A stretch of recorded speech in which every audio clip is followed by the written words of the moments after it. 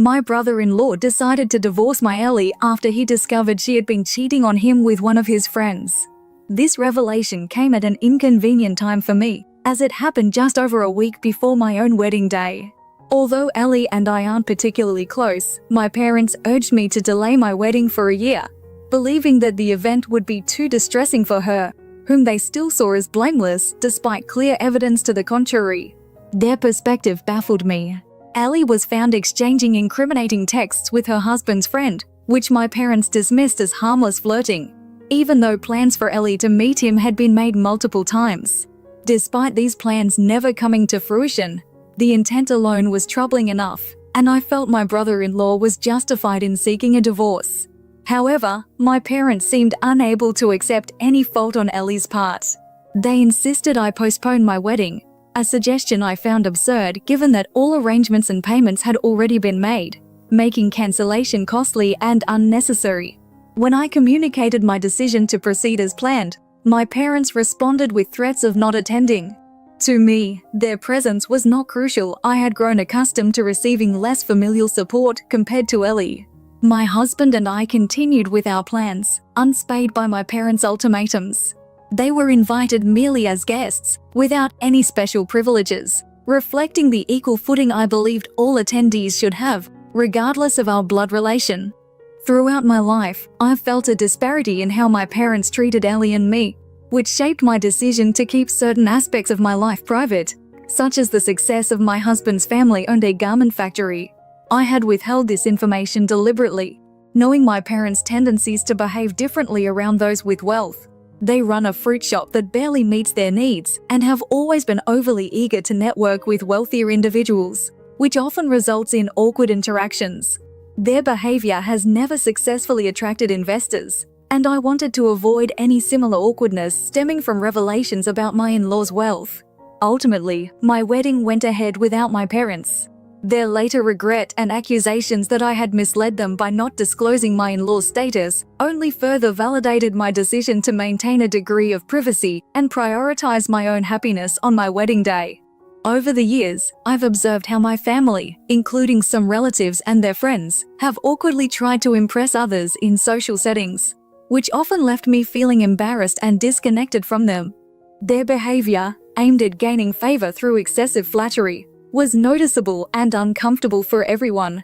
It made me cautious about introducing them to my husband and his family, who are part of a significant business.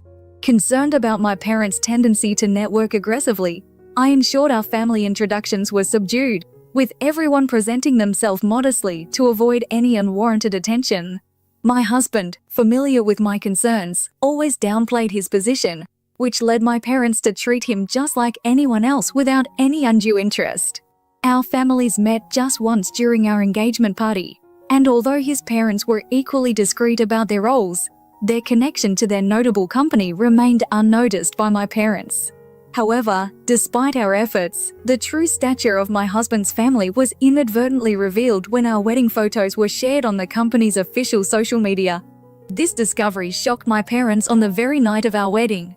They felt deceived, believing they had missed an opportunity to network with influential individuals. They accused me of intentionally withholding information about my husband's and in-laws' prominence, which they argued could have offered them substantial business opportunities. Frustrated and feeling betrayed, my parents confronted us shortly after the wedding, demanding explanations. My husband and I stood firm, making it clear that we had no obligation to share more than we were comfortable with. The situation stressed the importance of boundaries and privacy within family dynamics, especially when business interests threaten personal relationships. We insisted on maintaining our stance respectfully, aiming to safeguard our peace during the early days of our marriage. If they had come to hear an apology or to receive an explanation, they would be disappointed. After hearing our side, my parents turned to emotional tactics. They were clearly distraught, and my mother even began to cry. Despite the emotional weight of the situation, I did my best to remain unaffected, especially as they dredged up old grievances.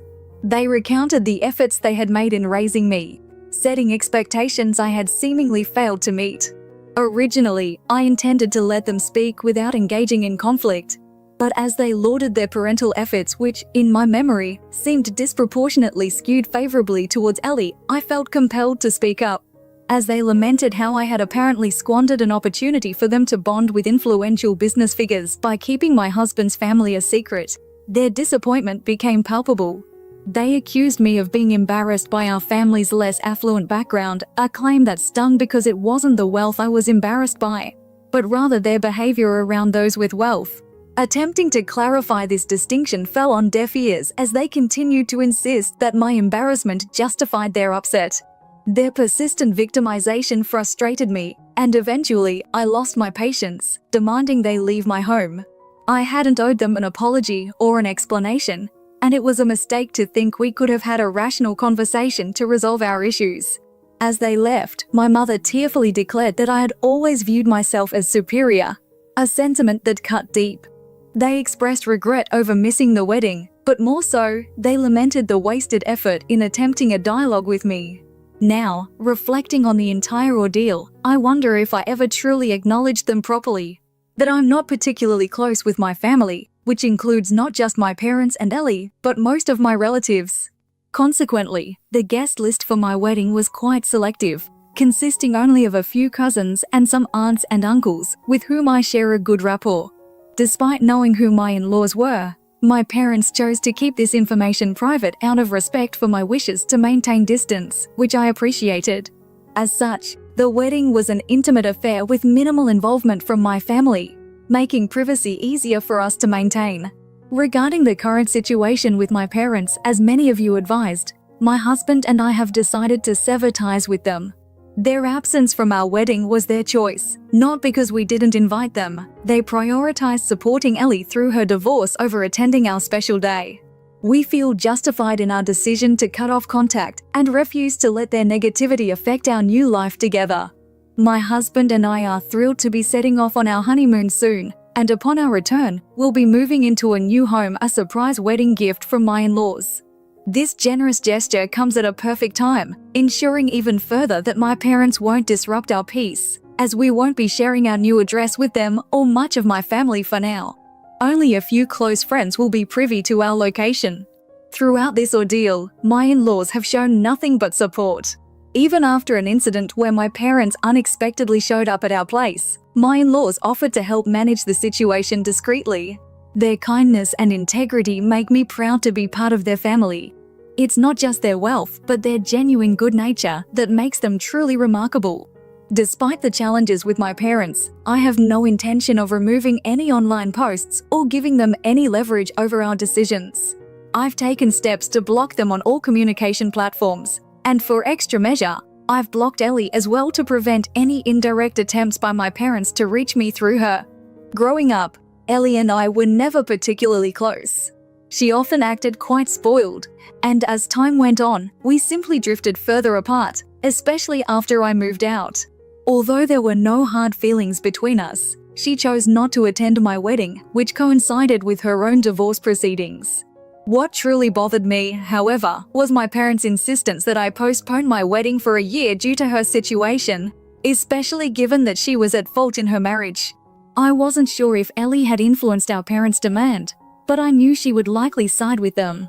Expecting her to act otherwise was pointless because she always echoed our parents' views. Currently, I'm estranged from most of my family, except for those who attended my wedding. I've asked them to keep me news on any family developments that might affect me. So far, there hasn't been any alarming news, but knowing my parents, I remain wary that they might still try to cast me in a negative light.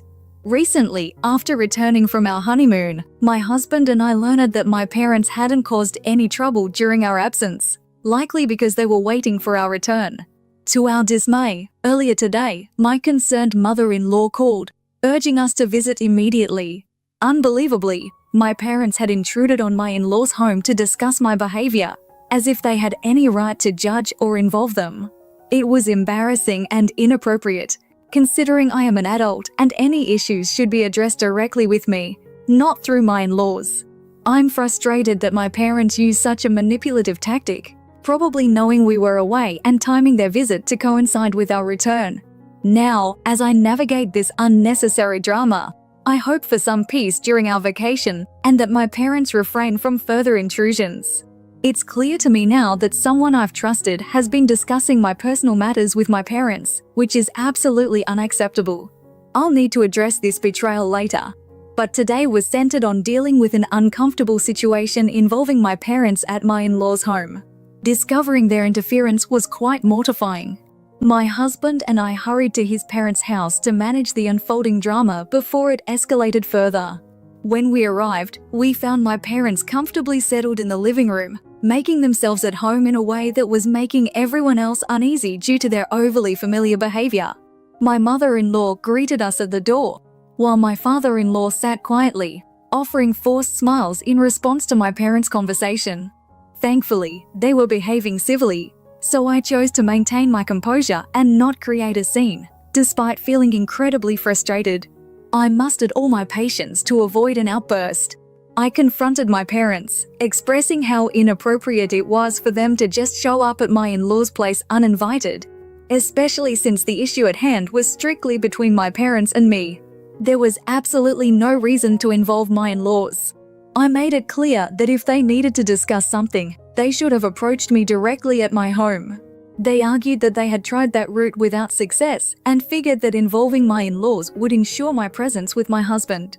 Reluctantly, I had to admit they were tactically correct, but it was still wrong. Their respect for my wishes should have been paramount, especially considering they had not prioritized me in the past, even missing my wedding, which already demonstrated their disregard for my feelings. Despite their justification for visiting my in-laws directly hoping it would lead to a family discussion to resolve these issues, I firmly told them I wasn't interested in reconciling at that moment. I wanted space, a request that should have been honored without dispute. As I tried to stay calm, my tone likely betrayed my anger. My parents then turned to my in-laws, attempting to gain sympathy by highlighting the difficulty of dealing with me. However, to my relief, my in-laws immediately defended me, asserting that my desire for space was justified and urging my parents to respect my boundaries and move on. This unexpected support from my in-laws seemed to astonish my parents, who had not anticipated any opposition. They looked even more taken aback when my in-laws emphasized that they had tried to handle the situation with decorum until we could all discuss it together.